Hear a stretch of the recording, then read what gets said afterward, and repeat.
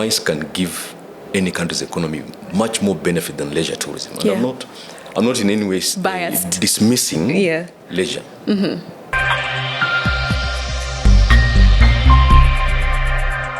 Hello and welcome to yet another episode of the Trade of Thoughts podcast. My name is Terry Moikamba and this podcast is made possible by Global Exhibitions Inc. and it is recorded at the China Trade Week 8th edition. Now, we have been talking to a lot of people and, this podcast is really about trade. It's about businesses. It's about opportunity. And yesterday at the opening ceremony, we had the Principal Secretary, Tourism, Honorable John Olutua, who affirmed that Kenya is on track to become a global hotspot for business and also leisure tourism. Now, when you talk about business tourism, global exhibition comes to mind. And we're so honored to have the country director, Global Exhibitions, Mr. EDWIN MASIVO. Welcome to the podcast. Thank you for having me. Yeah, it's so good to have you. Finally, we were able to nail you down. But I want us to start with putting together this event. We're going to talk about business tourism, but just what we don't see. When we come here, we see how beautiful it looks, how well organized it looks. But there's what we don't see. And that's where I want us to start. Take me through putting together China Trade Week 2023. So basically, to put together a trade exhibition, because we have quite a number of other exhibitions. Yes. Trade exhibition is the most technical in that space. Mm-hmm. A successful one, which is of international nature, will take you a minimum of 9 months. Right. To plan and make sure you execute it very well. Yeah. There are four moving parts that we have to make sure we put together for this vehicle to be assembled and be able now to take off the way it took off yesterday. Yeah. And one of that key moving part is getting the initial set of key service providers. Yes.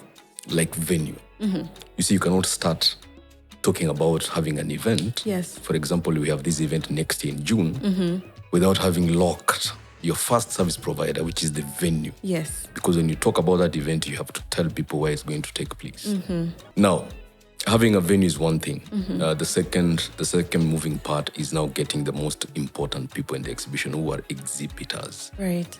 Yeah. Takes time. And talking to these people, trying to take them through what you have achieved in the past. Yes. Trying to promise them what they will find during the 3 days that they'll be there in your event. Yeah. And just managing to sell those, how do I put it? Managing to sell the promise. Yes. Yeah. So exhibitors are the hardest to find because they are paying to come. Right. Yeah. Some exhibitors will pay as much as $30,000, $40,000. Especially those who are bringing equipment. Yes. That has to be shipped. Yes. And they have to ship them back.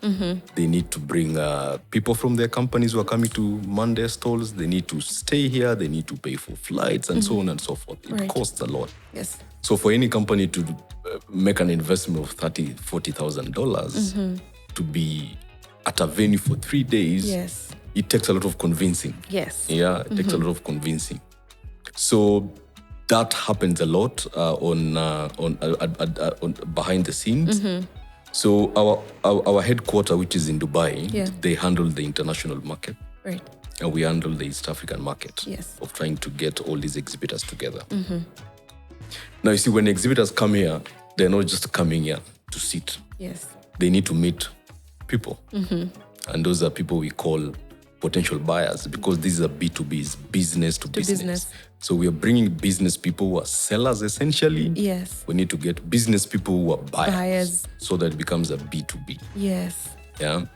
So there's the other aspect of now trying to reach the market and telling them, hey, we are bringing these people and this is what they do. We'd like you to come. And hopefully spend your money. Yeah. And meet them and see if you can strike some deals. Because exhibitors, when they come, they're looking for three things essentially. Yes. One of the things they're looking at is possibilities of joint ventures. Yes. Yeah, so they're coming here, they want to find people who are in their space of business, and they would like to sign JVs with them so that they can do business. Two, they're looking at appointing exclusive distributors of their products. Right. Yeah. And now the fourth moving part is getting other service providers, Right. partnering with other organizations that that will help you, that will help to make your event look credible. Yeah. You see, like this year we partnered with Kenya National Chamber of Commerce. Yes. Yeah. Because it brings together business people. Yeah. We've partnered with a lot of media houses to just talk about the event. Right. We've partnered with a lot of other institutions and organizations. So that's the fourth part. Yes. So all these moving parts, you have to find a way of bringing them together. Yes. So that you can have this event for 3 days. Yeah. So 9 months for 3 days. Minimum to have a successful international trade exhibition. Yes. You need a minimum of 6 months. 9 months. 9 months. All right. So if everything is held constant, 9 months, should be very stress-free because you know exactly who you're getting. But really, how is it like? What are the challenges? Things will crop up because it's human beings that are trying to put these moving parts together. Yes. So a few mistakes will be done here and there. The exhibitors who will pull out. There is something that the principal secretary spoke about yesterday, and I want to just have this conversation because we talked about not just leisure tourism, but also business tourism, right? And approximately in 2019, Kenya was able to make about 115 billion shillings in revenue. Obviously, the pandemic came and things are different. I want, from your perspective, being on ground, do you think that this is a figure that currently we are able to achieve? Or where are we? As you rightly put it yesterday, Yes. Tourism is divided into 2 facets. Yeah. Leisure and business. For a very long time, there's been a lot of focus on leisure. Yes. Because KTB, Kenya Tourism Board, which is a state agency under the Ministry of Tourism, is the one that has been given the mandate to promote and market the leisure facet of tourism. And they've done it very well because they're well funded by government. KICC it was formed by an act of government. And part of the mandate for KICC is to do exactly what KTB does, but for business tourism. But see, KICC is not really funded by government. No. They generate their own revenue. Yes. Which is just enough to run their operations. Yes. So I don't think they have enough money to carry out the mandate as enshrined in the act that formed this corporation. Yes. It's a state corporation. A lot of people look at KICC as just a building where events happen. KICC is a state corporation with a very big mandate to promote and market mice in the entire country. Now, a lot of numbers you see around tourism are numbers that are directly related to leisure. True. Of course, they try and put in some of the business tourists and they count them in there. I can tell you for a fact that there are no measures put in place to look at the impact of mice on the economy. What should happen? And I think TRA, Tourism Regulatory Authority, I don't know if they managed to push through that act from Parliament. I need to check on those facts. What should happen is Kenya National Bureau of Statistics are supposed to come up with tools and ways of measuring the impact of mice. They need to. Without that, we will never ever know the true impact of mice. I see. Because it's huge. It is. It's huge because it goes beyond the 3 days. No. Because MICE leads trade. Yes. MICE leads to investment. Yeah. Yeah. The guys you're seeing here today are business people.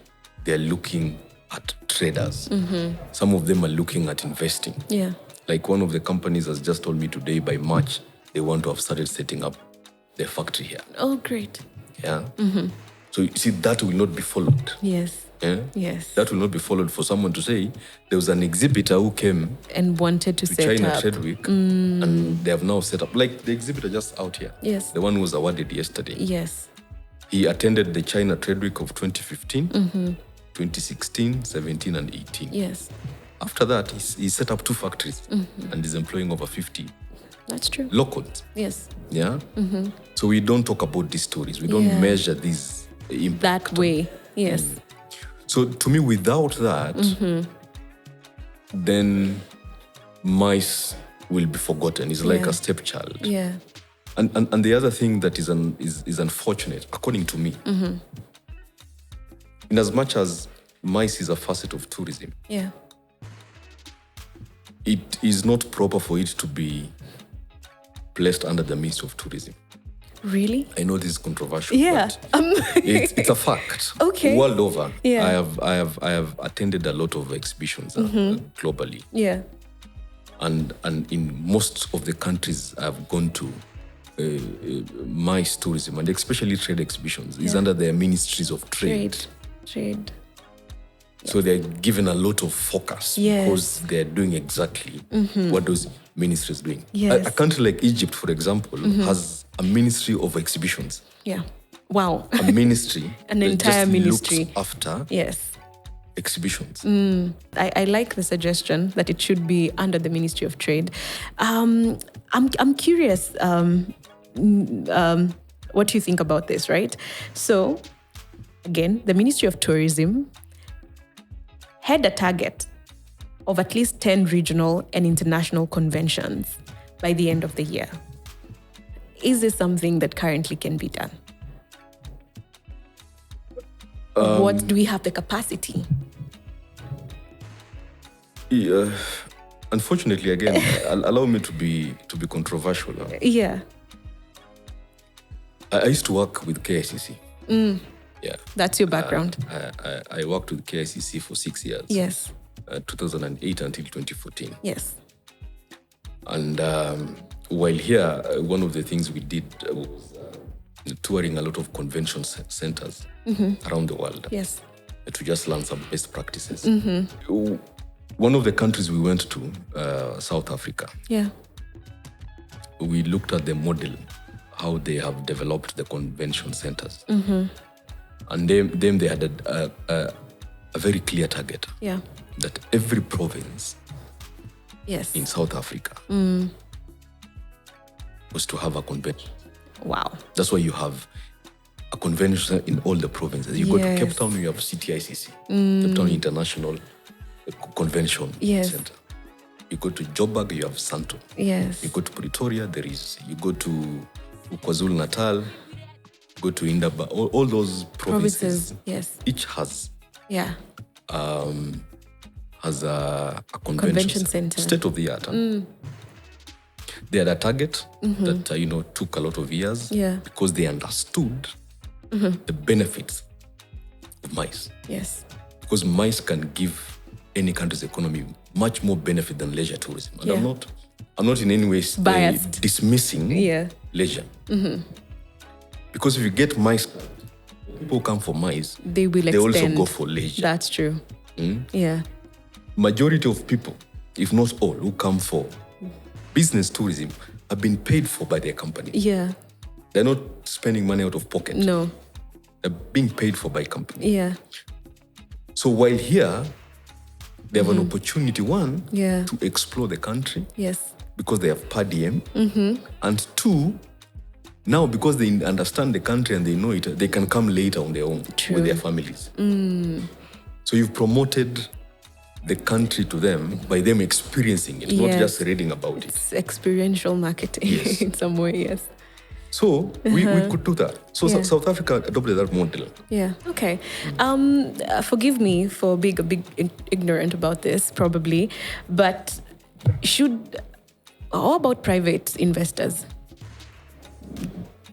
You see, as a private investor, any private investor wants to see existing government policies that are favorable for business. Yeah. Because to put up a state-of-the-art convention center, it's not cheap. It's not cheap. Yeah. It's a lot of money. Yeah. And it's not just about the putting up of the centers. Yes. What is the government's plan in attracting international conferences and exhibitions to that particular country? Yeah. Because if I put up, I need business. True. A parting shot. What do we need to do? What can we do? There are a number of things that need to be done. Yeah. In my view, the first thing is looking at coming up with proper policies. Proper policies that will guide the growth of mice. Including acts of parliament that will guide the growth of mice in this country. And it has to be long-term. 2, they have to get experts to run the institutions that are dealing with mice. I see. And the third thing that has to be done, if you have to expedite this, yes, I think the president needs to take it up. Government goodwill. The potential that mice has. South Africa saw that a long time ago, and that's how they did what they did. Yes. And they're benefiting immensely. Rwanda has seen it. And we've seen all roads are leading to Rwanda. That's true. Dubai. Yeah. The amount of money they make from mice. Obscene. Yes.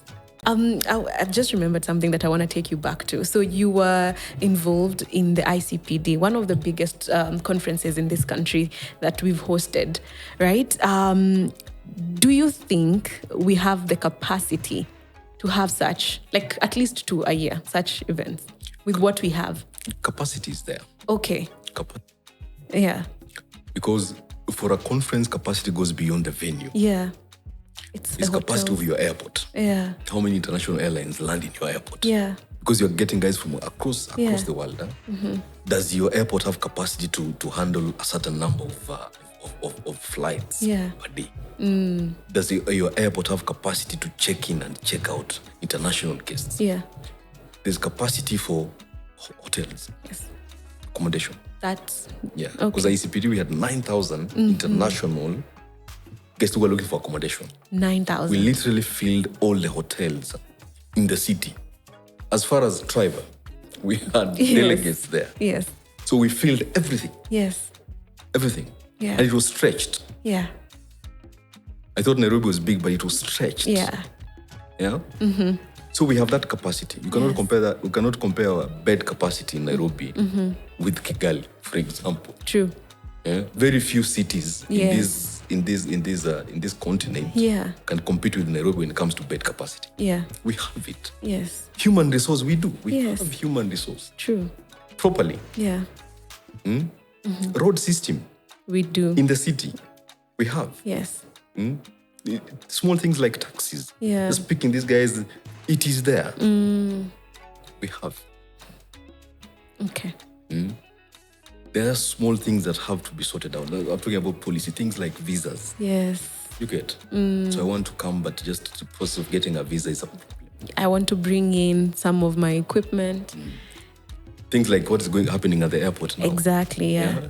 Oh, you've brought this iPhone. Yes. Is it really yours? Do you need to pay for it? Yeah. Small things like those. Yes. They scare away people. True. Yeah? Yeah. They scare away people, Yeah. So it's a plan that they have to clearly think through, come up with policies that can be implemented. Yes. And empower institutions and agencies that implement those policies. Yeah. Without that, as a young boy says, ni stories are jabatu. Yeah, and it goes beyond just having the conversation. It's about implementation. Thank you. Thank you for coming onto the podcast. Again, your thoughts are always invaluable. Hey, asante sana. Thank you for having me. Thank you. Yeah. Okay.